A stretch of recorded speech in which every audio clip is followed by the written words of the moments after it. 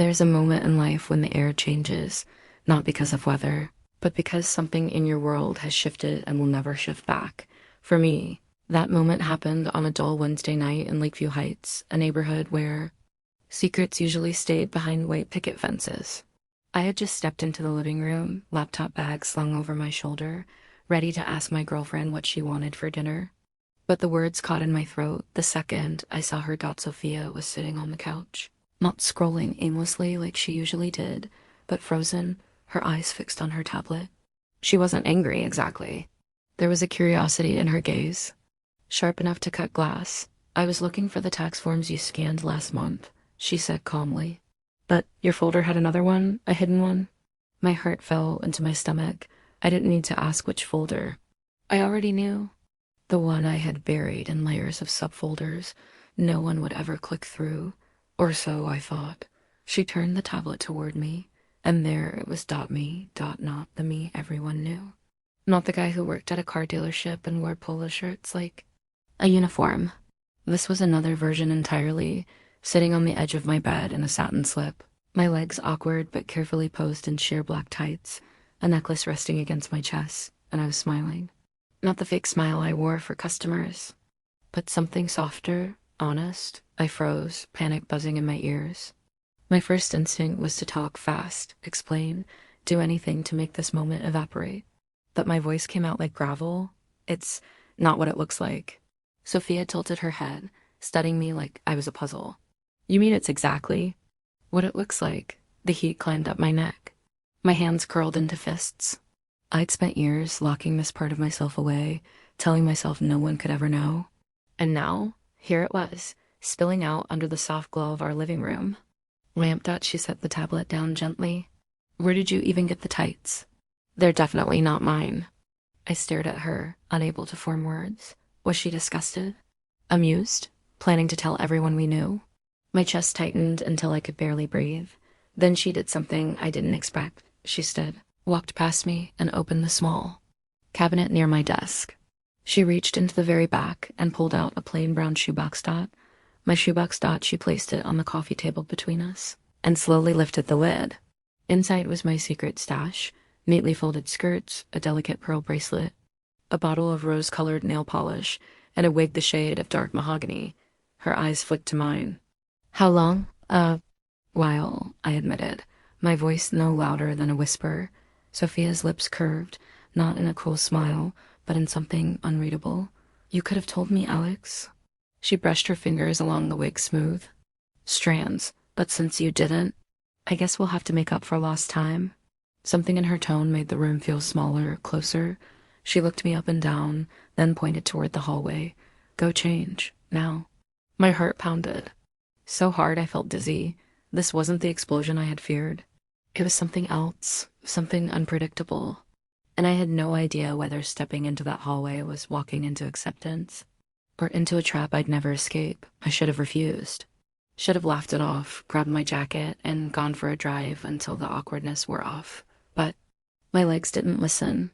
I walked down the hallway, each step feeling like I was carrying bricks.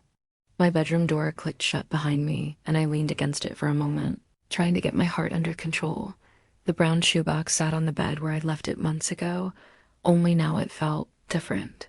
Like a spotlight was on it. I opened it slowly, pulling out the mahogany wig, the soft aligned skirt, the black blouse with flutter sleeves. I bought online at 2 a.m. after telling myself it was just to see how it looked.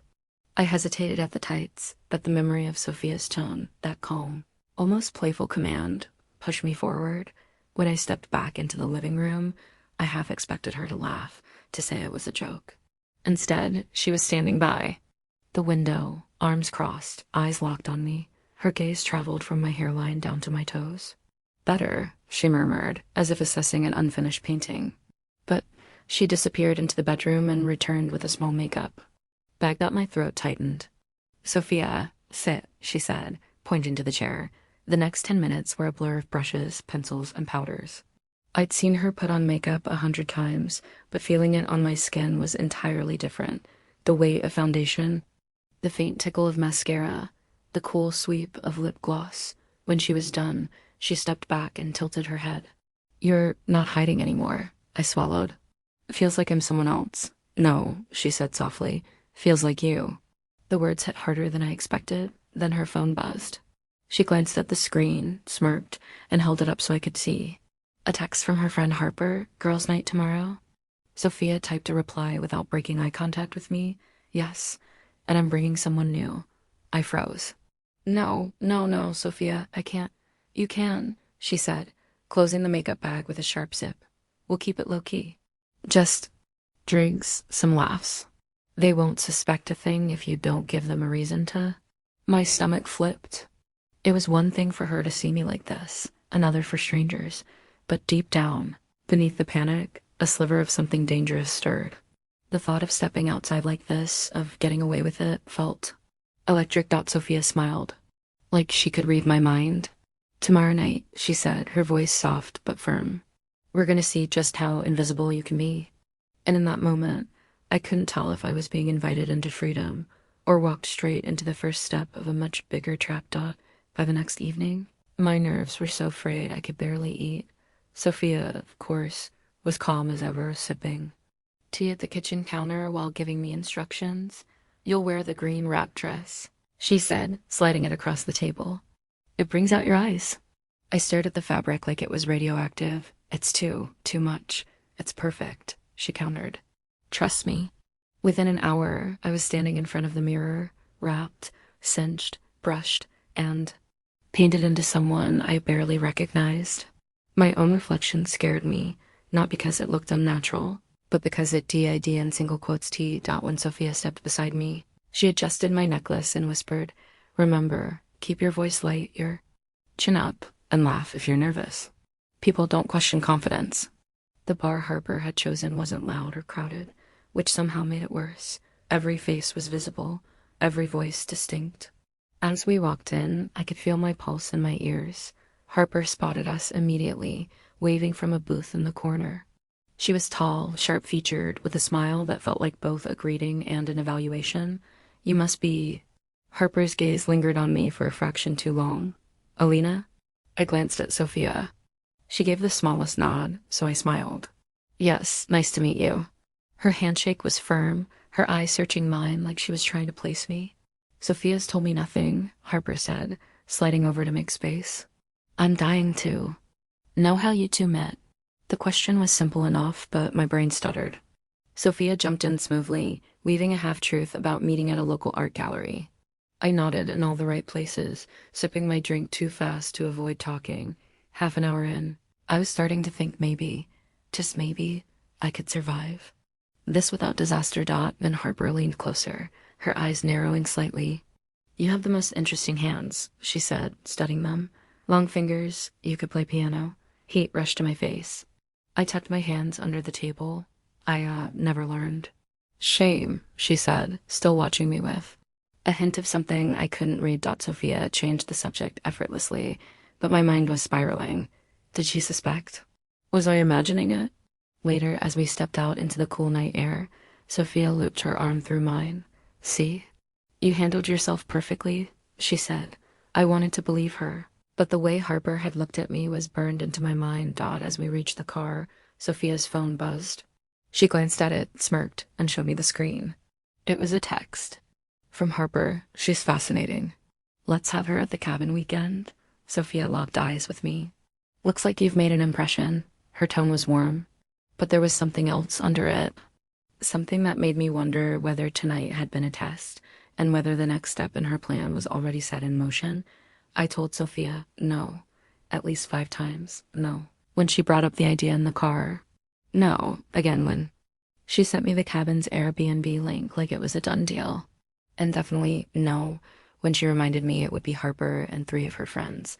But somehow, by Friday afternoon, I was zipping up a duffel bag, not with my usual jeans and hoodies, but with outfits Sophia had curated for me.